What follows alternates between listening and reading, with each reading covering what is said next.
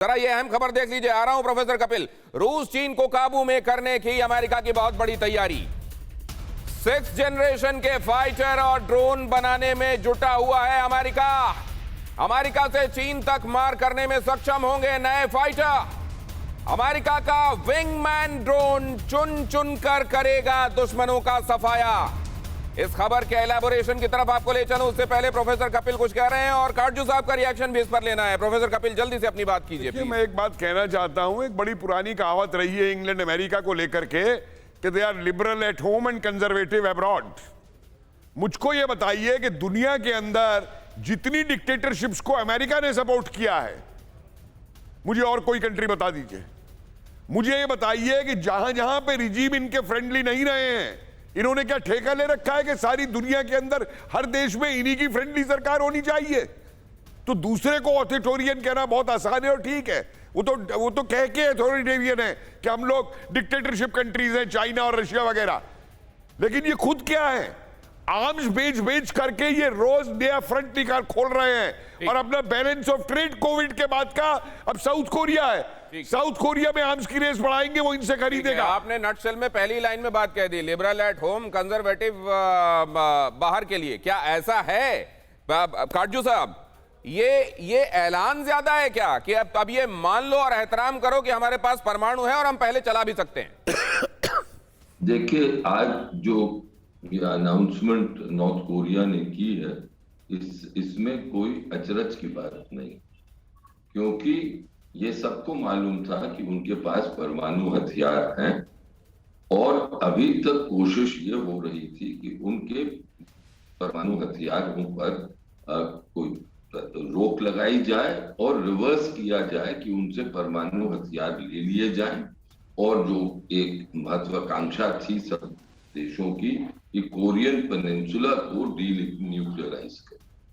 आज के दिन जो अप्रत्यक्ष था वो नॉर्थ कोरिया ने प्रत्यक्ष कर दिया है कि हाँ, हमारे पास हथियार हैं और हम इन हथियारों को छोड़ेंगे नहीं। आपको याद होगा कि ट्रंप और नॉर्थ कोरिया के जो लीडर हैं उनमें कितनी बार बात हुई और कितना ड्रामा हुआ। पहले को ट्रंप जो थे वो गाली बकते थे नॉर्थ कोरिया के लीडर पे, उसके बाद इन्हीं से बात करके फिर उम्मीद जगाई कि नहीं, ये हम काबू कर लेंगे, इनके हथियारों को रिवर्स कर देंगे। अब ये साफ हो गया है कि वो ये नहीं हो।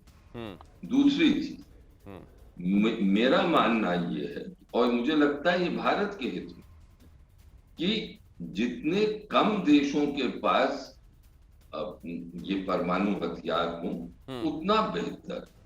हाँ, ये जरूर है कि जो सिलसिला एनपीटी की बुनियाद थी, वो जो 5 न्यूक्लियर स्टेट्स हैं, न्यूक्लियर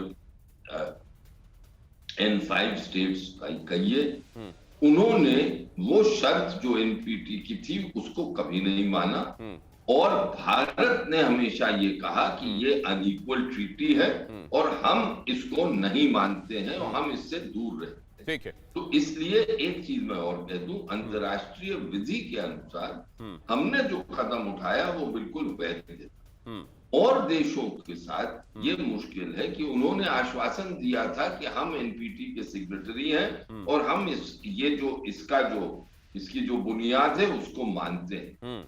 अब हमें सबको सोचना पड़ेगा, भारत को सोचना पड़ेगा कि जो इन्होंने अनाउंसमेंट की है हम अब इससे कैसे डील करें, क्योंकि इससे दुनिया का जो सामरिक समीकरण है वो एक रूप से तो बदलेगा। जो अप्रत्यक्ष था वो प्रत्यक्ष होगा और सबको फिर उसके साथ डील करना पड़ेगा। दुनिया को ये सोचना पड़ेगा कि अब ये नई सिचुएशन जो है, अब जो एविडेंटली सामने है उसके साथ डील कैसे करना है। अब जरा वो बात, इसको तो आप दिमाग में रखिएगा ही, लेकिन जो कहा जा रहा है कि अमेरिका ने प्रोवोक करने की भूमिका निभाई है तमाम जगहों पर, वो रूस यूक्रेन हो, वो चाइना ताइवान हो, वो या फिर ये नॉर्थ कोरिया साउथ कोरिया के बीच में जो चल रहा है, खासतौर से साउथ कोरिया के साथ ड्रिल करके क्या जरूरत थी, वहां जो बात कही गई, जरा उसको एक दूसरे परिप्रेक्ष्य में देखिए।